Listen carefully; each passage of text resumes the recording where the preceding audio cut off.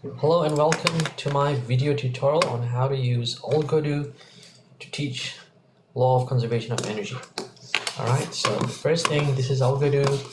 If you don't have it, download it from the internet. Just type in Algodoo and download that. It's free and it's wonderful. Alright, so first thing, I'm going to create sort of like a pendulum. Not exactly a pendulum, but basically a simple bar that swings about an axle.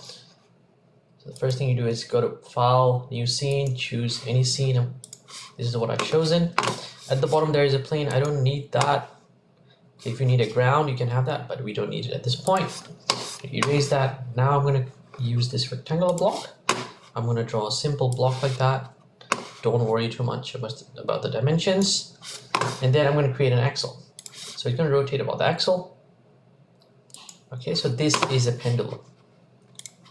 All right. Now this is as soon as I play this is going to swing about this point.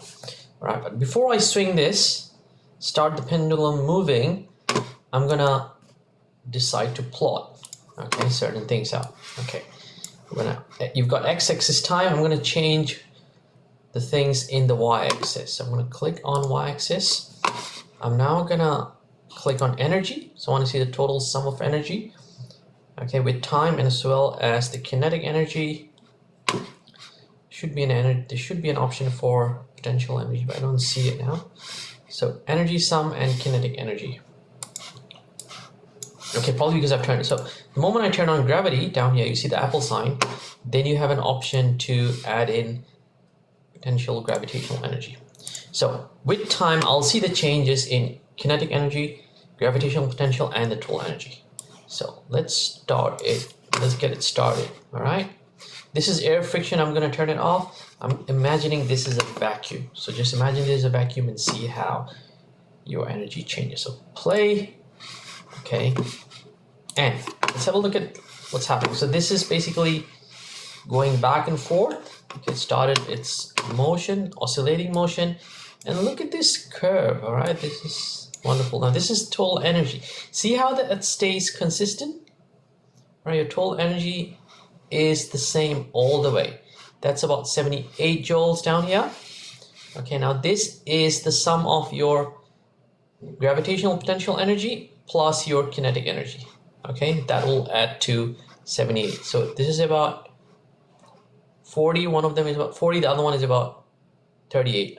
Or each of them is about 39 joules roughly in this case. That may not always be the same with different materials. You might have different figures down here. All right, and these two, doesn't matter where you're looking at, whatever section it is, this point, the number here, and the number here would add up to the number here. Okay, so energy sum is always the same. Now observe one other thing. When your potential energy is at the highest point, the kinetic is always at its lowest. Similarly, when your kinetic is at the highest, potential would be at the lowest. All right. Okay. Let it play again and observe how the graph changes. Again, the pendulum is swinging. Realize that the highest point that the pendulum goes to doesn't actually change much because you don't have air friction. Okay, now what I'm going to do now is I'm going to add in air friction. All right. So down here at the bottom, because in a real world scenario, you definitely got your air, and it's eventually going to stop. It's going to go to a height that is not as high the first time around. It's going to slowly, okay, stop. Okay, so I'm going to add in air friction here. Click on that and see what happens to your total sum of energy. See what's happening down here. Okay, it's decreasing. Your total energy is decreasing because it's using energy to resist air friction.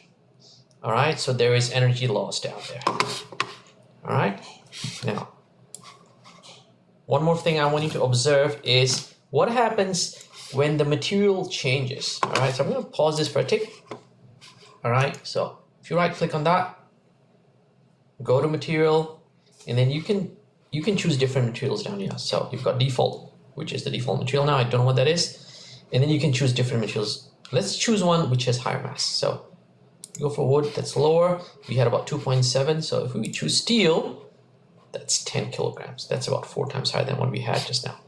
So if I go with steel, this would now have a higher mass. Now, knowing that potential energy is basically mgh, where your g and your height is constant, and with the mass now being 4 times higher, we'd expect this to be 4 times higher. All right, so let's see what happens. And your kinetic energy should be higher as well. You see, straight away it shoots up. So it was about 80, now it was 60 something, it goes up to almost 240. You see that, how that happened? Then it starts. You see the decrease, again, due to loss of energy as it resists air. Okay, so energy is lost to air friction. Same thing's happening, but then again, the total energy has gone up higher. Let's pause this. Let's change the material to something that's really light. Okay, and again, that's going to affect my potential energy. Let's go with wood, 0.8. Okay, so instead of 10, it's 0.8 kilograms. So it's more than 10 times lighter. I'm going to press play. Bang! It drops down to such a low level. So you see, your material affects the total energy, okay, that the pendulum has. So your total energy is directly proportional to m. As you can see in the formula, potential energy is equal to mgh, and at the same time, kinetic energy is equals to mass times velocity squared times half mv squared. So you change your mass, your energy decreases proportionally. Thank you very much for listening. Hope you had a great day.